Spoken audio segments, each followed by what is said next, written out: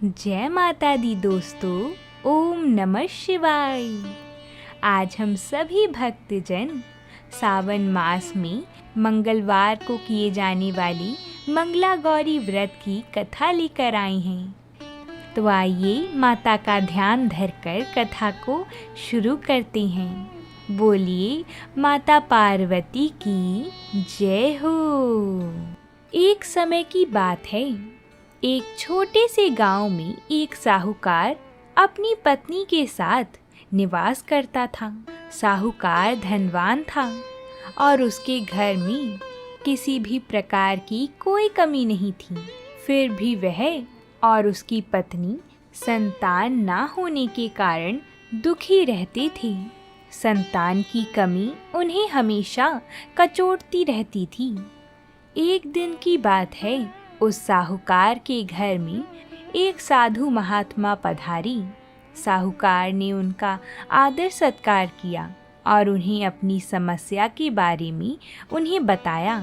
साधु ने साहूकार की पत्नी को सावन में मंगलवार को किए जाने वाली मंगला गौरी व्रत करने की सलाह दी।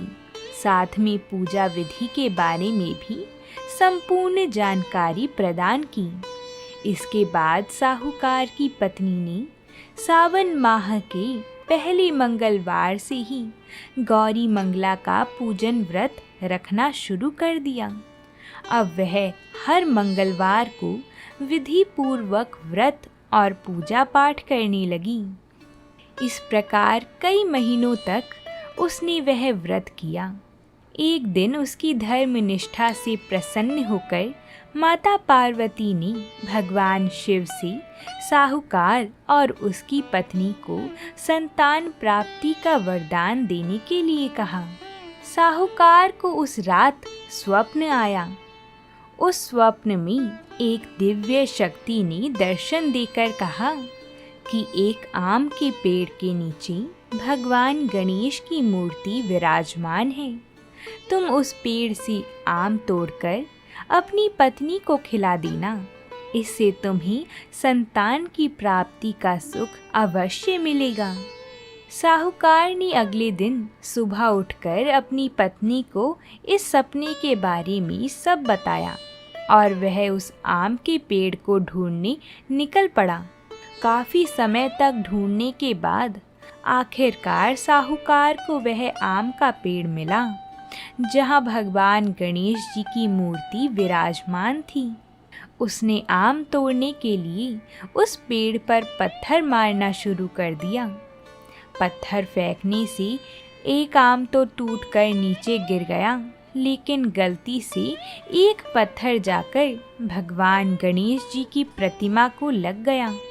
इससे भगवान गणेश जी बहुत क्रोधित हो गए और उन्होंने प्रकट होकर उस साहूकार को श्राप देते हुए कहा कि हे स्वार्थी मनुष्य, तूने अपने स्वार्थ के कारण मुझे चोट पहुंचाई है।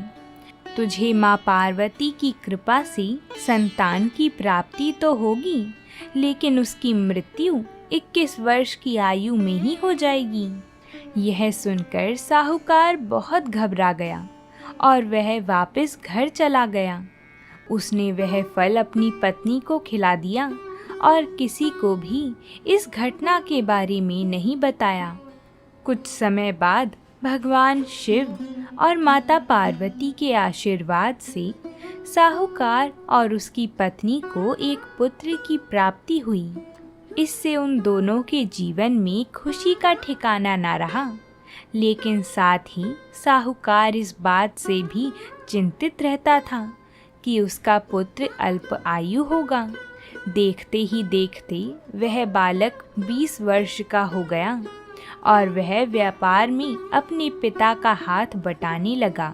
एक दिन घर लौटते समय साहूकार पेड़ की छांव में तालाब किनारे बैठकर अपने पुत्र के साथ भोजन करने लगा।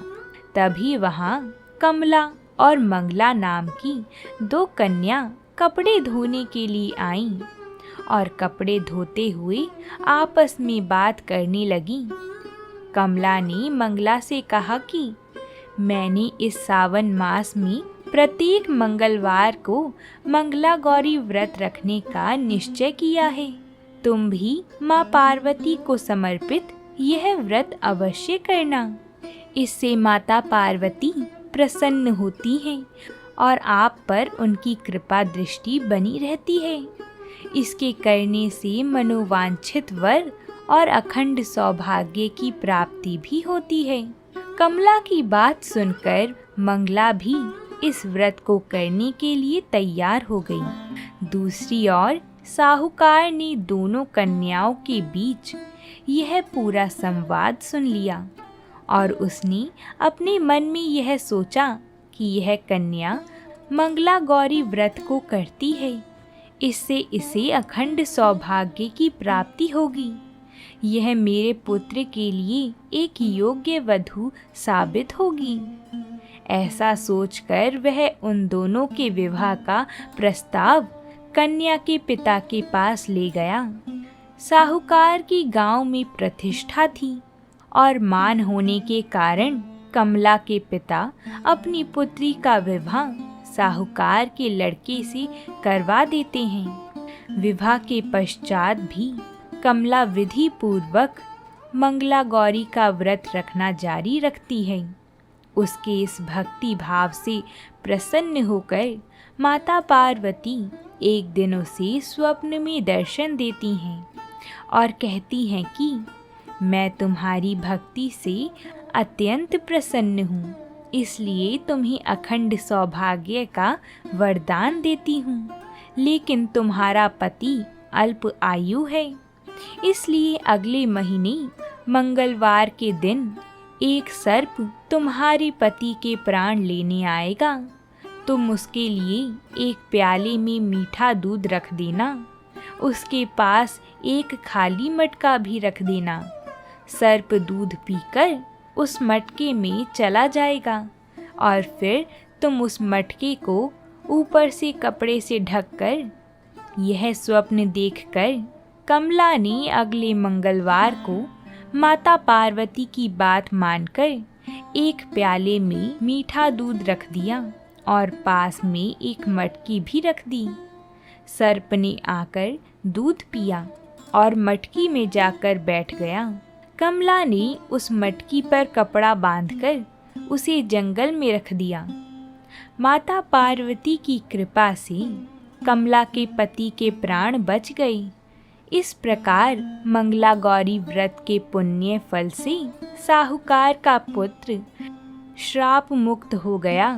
जब कमला ने घर में सबको इस चमत्कार के बारे में बताया तो सभी आश्चर्यचकित रह गई। इसके बाद साहूकार और उसकी पत्नी ने अपने पुत्र और पुत्र वधू को आशीर्वाद दिया और पूरा परिवार सुखपूर्वक जीवन व्यतीत करने लगा।